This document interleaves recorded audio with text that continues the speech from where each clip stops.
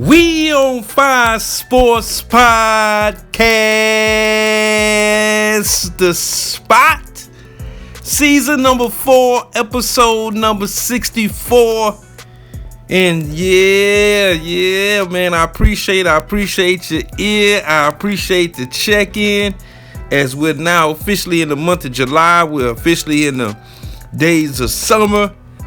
And things are heating up across the sporting landscape as we had the NBA draft, and also too we got NBA free agency that is jumping off. There's been a million moves, and yeah, I'm here to serve you guys up, man, of what I think across the moves across the National Basketball Association as we're fresh off the NBA draft and we transition into NBA free agency.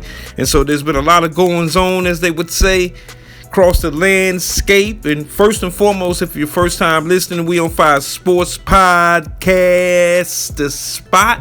We provide hot fire takes and analysis across the sporting landscape. And if you're OG of the show, I appreciate the check-in once again, man, as we mosey on into a fresh month in the month of July. Things are getting hot. People going on vacation, relaxing, enjoying themselves. We got the 4th of July coming up at the end of the week on Friday. So I hope you guys, man, first and foremost, have an enjoyable 4th of July, plans. I plan on barbecue and so forth. Also, I plan on taking in a little Major League Baseball, man, as the Braves and the Los Angeles Angels in town, man, down here in Hot Atlanta. So I'm definitely going to swing by the ballpark, Truist Field, man, for the first time this season. Definitely gonna check out the Braves, man. It's there a little bit, hovering around 500. It's been a long season for the Atlanta Braves on the baseball tip. But let's talk about some NBAs. There's been some big time moves that's been jumping off, man, over the last 72 hours. Definitely has been a whole lot, but we gonna jam pack this thing in and get into that whole lot.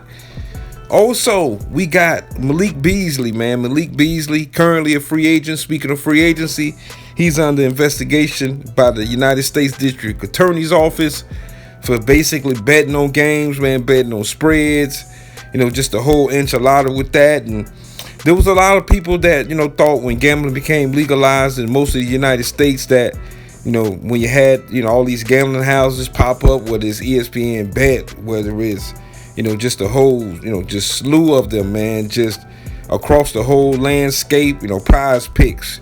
We got underdog fantasy, just betting across the board, man. And shout out to my guys over there at the Weekly Dog Sports Betting Podcast. Doing great work once again over there on their end. Shout out to my man Isalim, Mr. Taylor Street, and also to Mako Scott, the Mad Russian.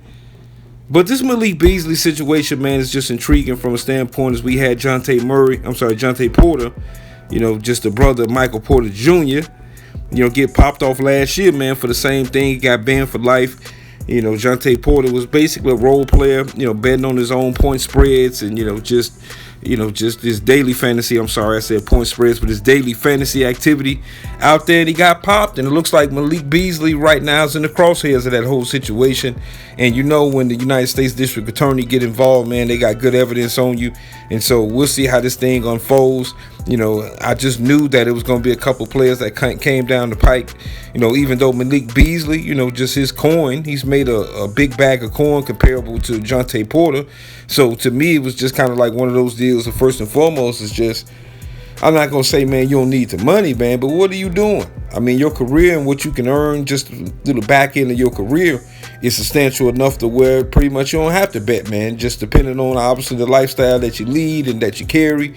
Hopefully he saved a little bag of coin, man, because this thing could spiral out of control and it could lead to a lifetime ban for him for the rest of his NBA career. So we'll see what that thing do and how that thing unfolds. Also, news that came down the pike earlier today is that the Milwaukee Bucks have officially released Damian Lillard. Damian Lillard came to Milwaukee, fresh off his long stint in Portland. This man is one of the 75 greatest players of all time. Big shot Dame, man, Dame time, just known for just his big time playoff performances that he had with the Portland Trail Blazers. Didn't lead to a title. They got to the Western Conference Finals one year, losing to the Golden State Warriors that particular year. But, It's just been a long road, man, for Damian Lillard this season. He had the blood clot situation first, kind of held him out a little bit, and then he came back and he had the Achilles injury. And there's been a lot of talk around Milwaukee. It's just about the whole situation with Giannis Antetokounmpo. What is Giannis going to do? He's going to ask Milwaukee to get out of there, exit stage right or stage left. And to me, it's just a deal to where Milwaukee, they've tried their best, man, to try to flip this roster. The NBA is very, very competitive as far as the roster moving across the board, as we've seen over the last 72 hours. And the Milwaukee Bucks is a team that, to me, I think that it's time for them to low-key rebuild. I mean, the guys that they got has definitely gotten older. They just re-signed Gary Trent Jr. I think that was a good move. He played some good ball for them this season. Bobby Portis got re-signed as well. And then on top of that, we bring in a shocker to me of the day was the signing of Miles Turner. 4 years, over $100+ million deal for Miles Turner, fresh off his appearance in the NBA Finals. And to me, the Indiana Pacers was in a similar situation to the Milwaukee Bucks. Basically, their cachet player went down with an Achilles injury.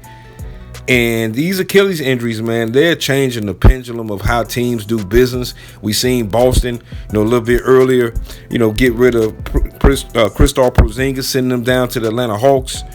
Also, too, making a move with Drew Holiday, sending them out there to the Portland Trail Blazers. And so there's been a big time shift and big time movement just across the board of teams who've had players who suffered an Achilles injury. And Milwaukee Bucks, they up to bat. And it's just going to be interesting what they do, what are the pieces they try to build around Giannis. I think that this team presently right now, this is a team that is not a title contender. Even with the East being, low-key kind of, off a little bit, obviously, with the injuries that I just mentioned. I just think that Milwaukee, they still got to build off of this. And to me, and first and foremost, man, Dame Lillard, I wish him a speedy recovery. I know he loves the game of basketball, man, and a lot of times, these players, especially when they have injuries and older players, they become kind of a footnote. And, he's going to spend time with his family, man, out there in Portland to try to recover and take his time, try to make his decision on his next ball club moving forward. So I wish Damian Lillard the best just in all regards, man. It's just kind of a crash and burn type of ending, especially with the high hopes that this team had when they brought him aboard from the Portland Trail Blazers a couple years ago. This team has gotten bounced out of the first round the last 3 years consecutive. 2 of them have been by the Indiana Pacers, by the way. And so I just don't think that this team is in a position right now, man, to where they're not contending. But it's going to be interesting to see what happens over the summer. I mentioned a little bit earlier they brought back Gary Trent Jr. I thought he had a good year. Bobby Portis, obviously an OG holding it down for him. You bring in Miles Turner. So you've been able to kind of solidify your front court a little bit. But I just think that, for the Milwaukee Bucks, they got to get a wing player outside of Giannis Antetokounmpo that can create and get his own shot. They brought in Kyle Kuzma last season with the Chris Middleton trade. That's been a crash and burn. I mean, he was epically on a milk carton through the whole playoff series for him. So they got their hands full still, man, and they still got a lot of moves to make, just to make this team a title contender.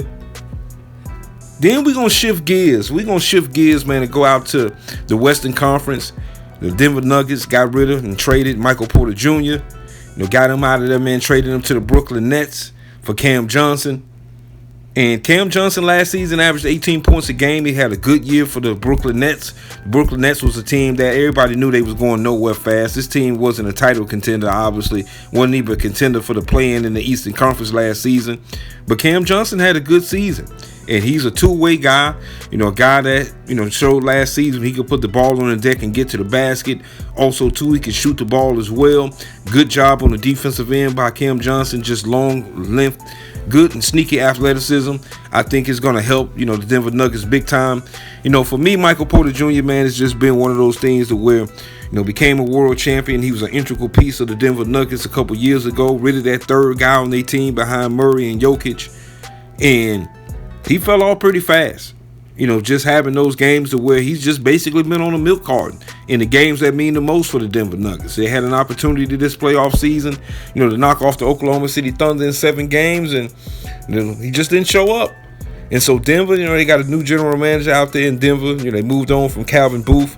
Also, they moved on from Mike Malone, so they got a good and a new front office as well as a head coach. And so this team is in transition. They know they have to build this team around Giannis Antetokounmpo. I'm sorry, not Giannis Antetokounmpo. I'm tweaking. They got to build it around Jokic, and just putting him in a situation where he feels safe and comfortable to where this team could be a contender moving forward for the rest of his years out there in Denver. So, it's a big time move for the Denver Nuggets, and it just shows that they're willing to kind of change the page a little bit of what they've been doing the last couple of years. Just for Brooklyn, man, I'm not sure what Brooklyn trying to do. Like I said, they took on a lot of contract with this Michael Porter deal. I think they're in a situation where they got another key free agent, Cam Thomas. Guy's a walking bucket. He's out there on the market. Not sure if the Brooklyn Nets going to re-sign him, but it was a huge, big-time deal, man, for the Denver Nuggets, man. As I mentioned, looks like they're turning the page a little bit. And can't forget about these Houston Rockets. The Houston Rockets, man, to me, they've been putting themselves in a situation of where they've been just adding to the arms race. This is a team that last year they got the second seed. We all know what happened in the playoffs. They lost to the Golden State Warriors in the first round. And everybody knew, once that series ended, that Jalen Green, he was going to be a guy that was expendable. We all knew that the Phoenix Suns was in the market of basically shopping Kevin Durant. Made that deal, shipping out, Dylan Brooks as well in that deal, going over to the Phoenix Suns. And Houston's been cooking ever since. They've been straight cooking. I mean, they just signed Dorian Finney-Smith from the Los Angeles Lakers. That was a big time move, man. Get him a 3-and-D guy on the wing. I think that this team has to ratchet up defensively as well, based on what they did last season. So I like the move for Dorian Finney-Smith. Also, they brought in Clint Capella. I think that's a big time move for them from a standpoint of, Sengun. He just needs some heavy hitters on the side of him. We saw last year when we got into the Golden State series the way he kind of worn down a little bit. And I just think that, obviously they re-signed Steven Adams, at the beginning of the end of the season for them. So I think that that's a move that just build up their depth in their front court. You obviously get a big time, all time, one of the greatest scorers of all time, Kevin Durant on the wing position. And so I'm liking what I'm seeing, man. They re-signed Udoka too to that big time deal from the coaching spot. And so I'm liking what I'm seeing from Houston. To me, I think they definitely vault themselves right now in the 2 position. But we're going to see. Because a lot of people felt the same way when Phoenix put their deal together with Bradley Beal and Devin Booker, made that whole situation, and it was a crash and burn. So I'm not saying Houston's going to be a repeat of that, because I think they got better leadership in Houston than they do in Phoenix. But I love the moves that the Houston Rockets have made so far this offseason. So we'll definitely see what they do moving forward. But, man, coming up, man, we're going to get more into these free agent signings, man. I'm going to break these boys down, man, as they come in. It's been an exciting period across the NBA. The free agency period, really, you've had a lot of, players that, really been on opt-in mode. You had James Harden also to opt in, for the Clippers, where he declined the option and actually signed a 2-year deal to go back to Los Angeles for the Clippers. He had an all-NBA third-team all-NBA season this year. Disappeared once again in the playoffs for James Harden, as we all know him to be known for. And so, I thought that the Clippers, they was in a situation where they was in no other choice. They had to bring him back and retain the talent and get it back on the roster. I think it's a very affordable deal just based on the production level of James Harden. And the big question, as it always is going to be with the Los Angeles Clippers, if healthy.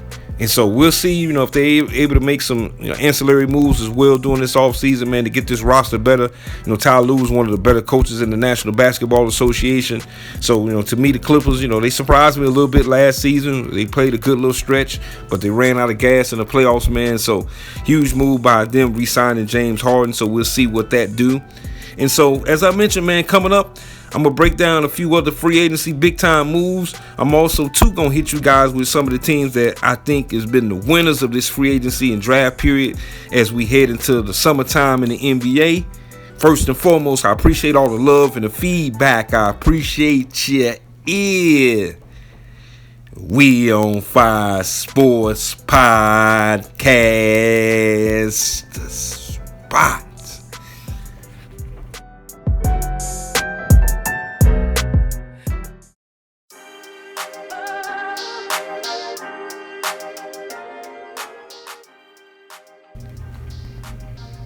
Welcome back. And the NBA free agency has jumped off There's been a lot of movement across the NBA season. We had a bunch of injuries, in the playoffs and also too during the season, which they were more so Achilles tendon related, and it has changed the entire landscape of NBA free agency and also too just the draft in certain respects. Now, we all know what Boston did, man. They moved on, from just the two guys that to me helped them win an NBA championship, and that's Kristaps Porzingis, also to Jrue Holiday, as Jrue Holiday even went back out to Portland again, his second stint, short stint the first go round, but back out there in Portland, as well as just big fella going down to the Atlanta Hawks. And I like what the Hawks have done. Not only do they bring in Kristaps Porzingis, also too, they signed Alexander Walker. Just obviously the cousin of the newly cemented highest paid player in NBA history, Shai Gilgeous-Alexander. And Walker did a good job for the Minnesota Timberwolves last season. When they locked horns, it was a good situation from a standpoint of, he's just a competitive guy that's able to knock down some jump shots, guy that's able to play a little defense for you. And I think that this Atlanta Hawks team has gotten deep overnight. Now, they did lose Clint Capella in free agency, but to me, Clint Capella was kind of trending out of the rotation for the Atlanta Hawks. But overall, I like what they did. I just think that this is a team that feels that, hey, the East is kind of wide open. And so they've been aggressive just in their moves. And Quinn Snyder, and just a good job he's done overall as a coach down in Atlanta. This team was kind of behind the 8 ball from a talent standpoint, especially when they had Jalen Johnson, go out, midway during the season for the rest of the year. He was having an outstanding season for the Atlanta Hawks, and I think it kind of halted their momentum a little bit. And so this team now has got a little bit deeper, just with that move. So I'm just liking what they're doing. Also too, I mentioned the Houston Rockets, bringing in, just a big time KD move, and also too, just getting those pieces around KD, Finney Smith, 3-and-D wing guy, big time move. Clint Capella to add to that front court depth. And so the Houston Rockets, they're making some big time moves, re-sign Fred VanVleet. So those are the two teams that to me kind of stand at the top. Also, and we can't get through this podcast, man, without talking about the Los Angeles Lakers. They made a move from a standpoint of re-signing or LeBron James opting into his contract. I think that, it's changing ties out in Los Angeles. Luka Doncic is the franchise player for the Los Angeles Lakers at this point. I think that LeBron James is kind of along for the ride at this point. There's a lot of people that thought it was intriguing that, this is the first time in his career that he's opted into a contract and then opt out and try to do, a 1+1 deal, which has been traditional by LeBron James, especially over the last couple of years. But I think that he sees the finish line. and he sees that the Los Angeles Lakers are kind of trending into another direction. I think this team is void of a center. They got to get a situation with the center locked up. There was big time news, man, that the Portland Trail Blazers, brought out DeAndre Ayton. I think that's a good situation for DeAndre Ayton. I think it's a good situation for the Los Angeles Lakers. This guy's a former first overall pick by the Phoenix Suns.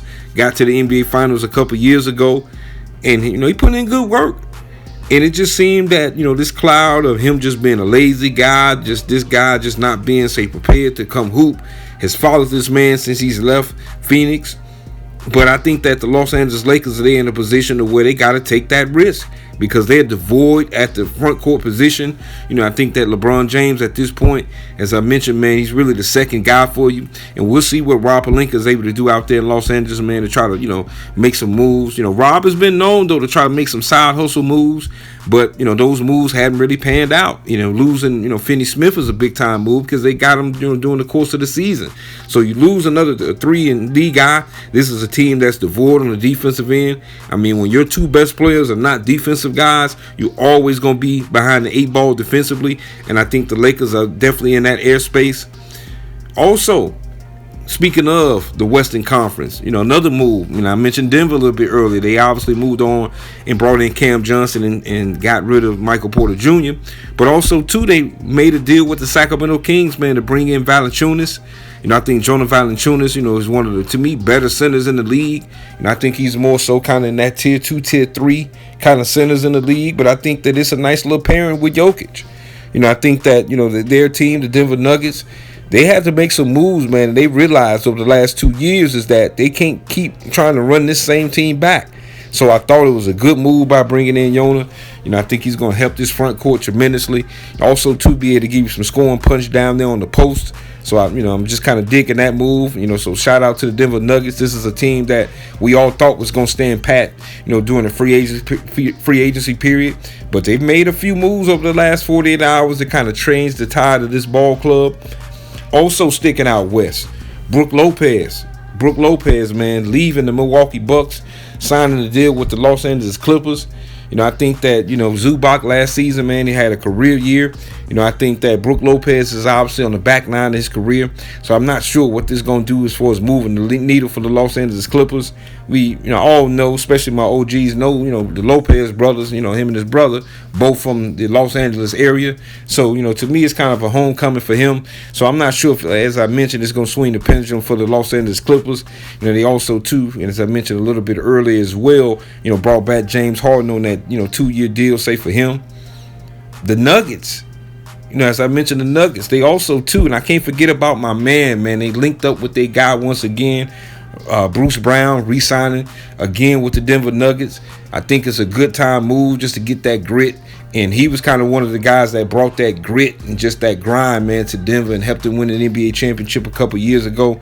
So, I seen that come down the pipeline. I like that move.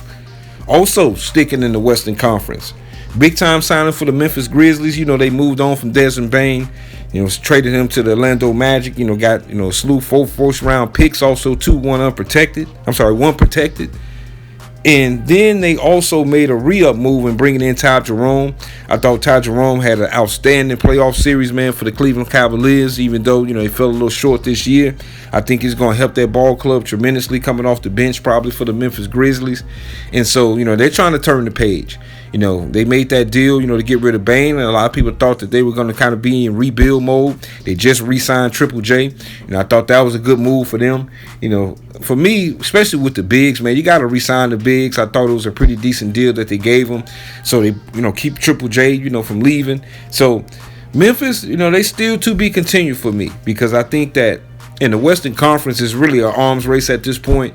I think that Memphis, what they pretty much have done for me is kind of stayed pat. And what I mean by staying pat is that they've kept themselves a playoff team, but I don't think they moved up the ladder any. So, we'll see what that move do. And finally, in the Western Conference, we got the Dallas Mavericks. The Dallas Mavericks, fresh off getting that #1 pick with Cooper Flagg. Huge move for that organization. We all know about the fire Nico Chance down there in Dallas. But they made a nice little move in bringing in D'Angelo Russell. I think he's going to be a good stopgap guy. I think that, just with Kyrie Irving being out, at least to the midway point of the regular season, you got to bring in a guy that's able to score. I think D'Lo, he's able to get you some buckets. Not a, good defensive player at all, but, he's able to score for you. Had a kind of a low-key year last year, man, getting traded from the Lakers, man, to the Brooklyn Nets. Didn't have a good year overall, averaging roughly about 12 points a game. Shooting splits was probably his worst, of his career. But I think that D'Lo still is able to give you and still has that craftiness, man, being a left-hander, man, still able to get you some buckets. So I do like that move.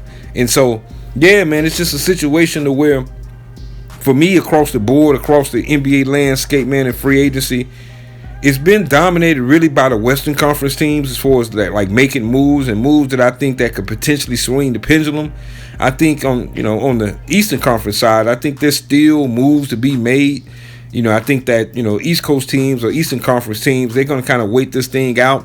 We also, too, man, before leaving the West Coast, that whole Jonathan Kuminga situation with the Golden State Warriors. Now, they let Kevon Looney walk out the door. He, left the Golden State Warriors, just signed him a new deal. And so, and I got to think, where did my man go, matter of fact? But, it's just a good situation to where they now have to put themselves in a position to where they don't overpay for Jonathan Kuminga. Two is that if they're definitely going to send him away, there's been a lot of talk about my Chicago Bulls with Jonathan Kuminga. I just think at the end of the day with the Bulls, we obviously on rebuild mode. We tried to make a few little, trades, bringing in Isaac Okoro, trading, my man Lonzo Ball. Congratulations to Lonzo, man, and just his new move to the Cleveland Cavaliers. They're a contending team. They're a team next season that's probably going to have very, very high hopes and be one of the 1 or 2 favorites to get out of the Eastern Conference alone, probably with the New York Knicks. And speaking of the New York Knicks, New York Knicks is a team out there that's still looking for a coach. Word on the street is that the Knicks are getting very, very close in the second interview with Mike Brown. They may be offering him the job. Mike Brown has had every big-time profile job in the NBA, man. Whether it's with him in Cleveland with LeBron, then him going to the Los Angeles Lakers, then him being with the Sacramento Kings last season, ended up getting fired, a team that he led to the playoffs. And so I don't know about this move. I just think that the Knicks, they fired Tom Thibodeau. They really didn't have a plan at all. And now they're in a situation where the Eastern Conference has kind of opened themselves up. And now they're kind of scrambling to try to bring in a competent coach. And I think that Mike Brown is a good head coach. I don't think he's a championship level head coach. And I think when you fire Tom Thibodeau, you got to be looking to bring in a championship caliber type of coach. Because it's a pretty good roster. Obviously they got to make a few moves and a few tweaks. They've been, kind of, on the low during the off season so far. They got Jordan Clarkson. I think that Jordan Clarkson is a guy that can give you some firepower off the bench. He had a nice little career out there in Utah. So we'll see, man, what the Knicks going to do moving forward. First course of business for them, man, is that they definitely got to be able to get a coach in place. And like I said, Mike Brown, he's kind of one of those guys, man, to where, he's just going to kind of, hold the boat steady. But I don't see him being a championship level coach and helping the Knicks get to that next level where they need to be. But we'll see what it do. And so, man, that's my look across the National Basketball Association, man. These free agent, situations has been going down. Also, too, I forgot about, man, to mention the trade, man, between the Utah Jazz, man. They got rid of Colin Sexton, to the Charlotte Hornets, man, for Nurkic. And, I just think that, for teams like that, they're just trying to kind of position themselves, got the new GM in the place. Danny Ainge's son, man, just calling the shots. We had the whole ordeal with Ace Bailey during the NBA draft. But I think that Utah is a team that, they're trying to trend up. The West is competitive. I think that, Utah is not a free agent market. So they got to be able to build through the draft and make, trades and savvy moves to try to build this roster into a respectable roster. We'll see what they do moving forward. So, yeah, this thing, man, is heated up across the sporting landscape in the NBA, man, this offseason as we're fresh into free agency right off the heels of the NBA draft.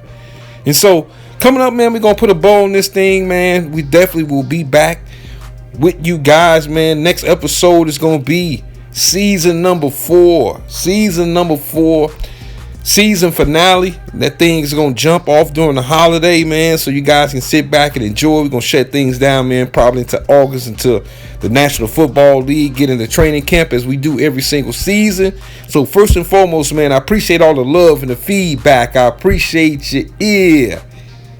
We on Fire Sports Podcast, the spot.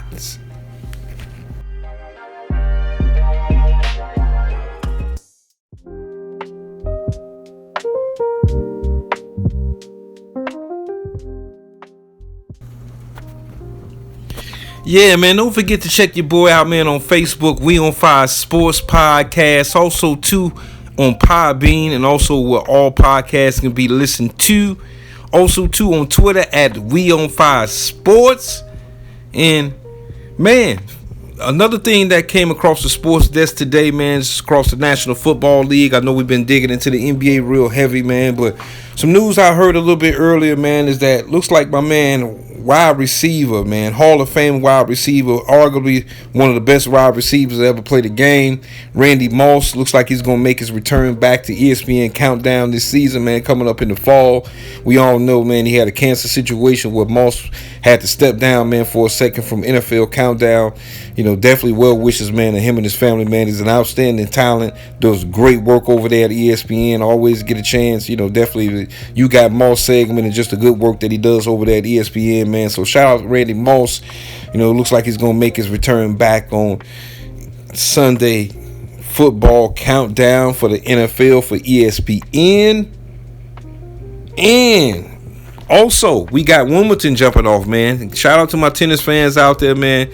I enjoy watching, especially during the summer months, man, that French Open, and also, too, rolling right into around the holiday, man, Wimbledon, man. And speaking of, man, Coco Gauff, man, the fresh minted French Open champion, took a L, man, in Wimbledon, man. And To me, she looked like she was just a little worn out, man. It's just been a long, long road for her, man, winning that French Open title, just huge. She's definitely on the cusp of, being one of the, superstars of tennis, which she's already there, basically. But what I mean is more so a household name like Serena and Venus.